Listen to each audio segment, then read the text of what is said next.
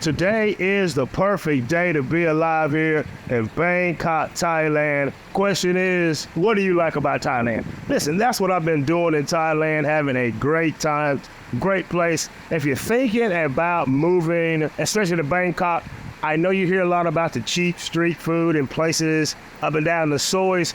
What's going to cost you is the things that we need to stay healthy. Probiotics, vitamins, things of that nature may cost you $30 US, where you're used to paying maybe $5-10. Anything that's imported here in the Kingdom of Thailand is going to cost you. It will cost you. You can go to websites you're not going to save. So you want to plan accordingly if you're going to stay long term. If there's medicines and vitamins, you best pack them up and bring them with you, or you're going to overpay like Walt is doing now. That's me. Number two, the second thing that I have learned here in Thailand, ask for what you want. This very facility I was in, how about I stayed here 60 days before I knew I could get a 1-year contract and be here long term because I go to Thai language school. Fancy that. Number three thing that I knew before I came here from the United States of America is dating was going to be rough. Dating is rough. I do not speak Thai. I do not go to red light dishes, bars. I don't drink.